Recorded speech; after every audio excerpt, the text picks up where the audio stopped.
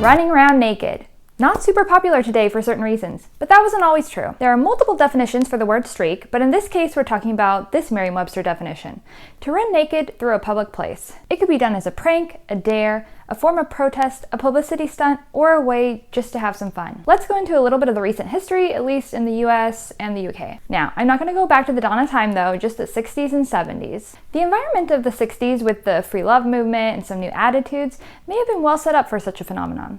The 1970s are when this became a huge fad though. 1973 appears to be when the term was first popularized, when a reporter spoke about a mass nude run at the University of Maryland. Apparently, this made 1974 the year for streaking, especially on college campuses, especially in warmer areas. There's been a lot of this kind of activity lately on college campuses. North Texas State is no exception. I think this is the best thing that's happened to college campuses in the recent future or in the recent past. So around this time, we've got Watergate, we've got an oil crisis, we've got the Vietnam War, and we've got a streaking craze.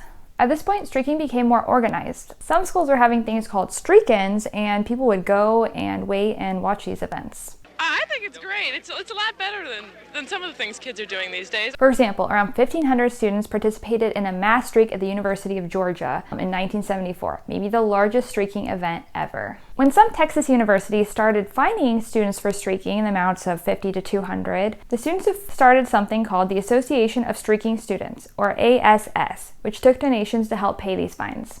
At this point, people were streaking, often while masked, at graduations and concerts, in stores and buses, basically anywhere from the sounds of it. Still, many chose not to wear masks, such as a man named Michael O'Brien, who went streaking at the rugby game in England in '74, which perhaps was the start of a trend of streaking at sporting events, which still exists today to a degree.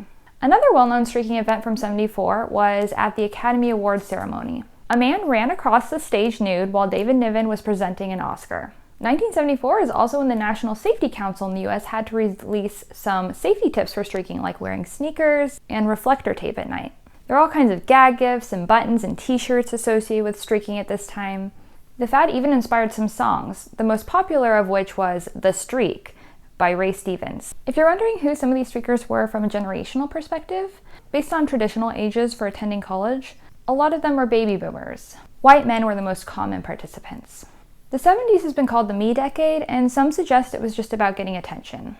Others believe streaking was a result to some of the social unrest and social justice movements of the time. Some people say streaking died after the 70s, but in reality it was just extreme prevalence and blatantness of it that was short-lived. There was some streaking that occurred after that, but nobody paid any attention to it. This was just the beginning of it edging its way into pop culture.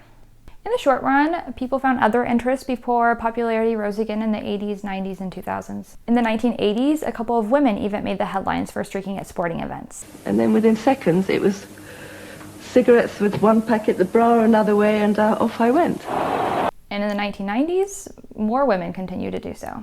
And we just all streaked all summer. Now for the 2000s. An article from the Chronicle of Higher Education published in 2000 reported that some colleges were working to end traditions like nude streaking and naked soccer. In a book called American Countercultures, an encyclopedia of nonconformist alternative lifestyles and radical ideas in U.S. history, the author said, although it is practiced far less frequently in the 2000s, the tradition of streaking remains an occasional student activity in schools such as Princeton University, Lewis and Clark College, Dartmouth College, and others. At the University of Michigan, for example, students gather every April to streak across campus in the Naked Mile. I looked it up, and the UM tradition was practiced from 1986 to 2004. While the university made efforts to stop it a few years earlier, '04 was the last year when they ended it by threatening and arresting students who ran. At first, they began by arresting students for alcohol-related charges, but it transgressed into indecent exposure charges. Albeit, unexpectedly seeing someone running by naked could be quite shocking. In general, even more problems developed by this time though. Starting in the early 2000s, the UM provost said the consequences of their actions will come back to haunt students far into their future. In all, 48 people were arrested, all of them charged with disregarding a police officer. I want the university police involved so that we wouldn't get an adverse reaction to it. I said, if you can do it in the next 10 minutes, I guarantee you won't be expelled. It just so happens that my mother recognized my rear end and called me. Over time, more women took part in these events, which sometimes resulted in unwanted groping, as well as videos and photos which could end up on the internet. 2004 is when the world's most famous streaker, Mark Roberts, ran at the Super Bowl game and was stopped by the Patriots linebacker. In 2006, he mixed it up and ran with a rubber chicken attached to him at the Olympics. In a 2013 article, he was quoted as saying he was planning on retiring from streaking, but that doesn't seem to have been quite the case yet, though frequency seems to have diminished. Moving up a couple years, last Halloween I was watching the show When a Stranger Calls, which I did remember seeing in theaters in '06, and they referenced streaking. While I did not partake, I remember this being a very popular thing to do at parties in my early high school years in the mid-2000s. And from what I heard of my friends' older siblings, it was true for them as well. Keep in mind, I was also in one of those warm weather states. It's 57 right now, though. Beautiful. That's not weather for streaking. If you were in a cold weather state, that may be why you didn't see it. All in all, I feel like the decade of the 2000s is largely when this trend came to a close. You guys heard of any cool UVA traditions? Oh yeah, I got one. Streaking the lawn. An article from 2017 states, back in the 80s and 90s, streaking was commonly viewed as harmless fun, and those caught were often let go without even being handcuffed. Back in the days before Facebook and Twitter, a person flushed with liquid courage could run in the buff at, say, a Yankees game on a Saturday night, and on Monday morning, they could return to work without their boss knowing about it. But now, not only can running naked in a stadium land you on the sex offender registry in many states, the birthday suit streak can lead to an indecent exposure charge.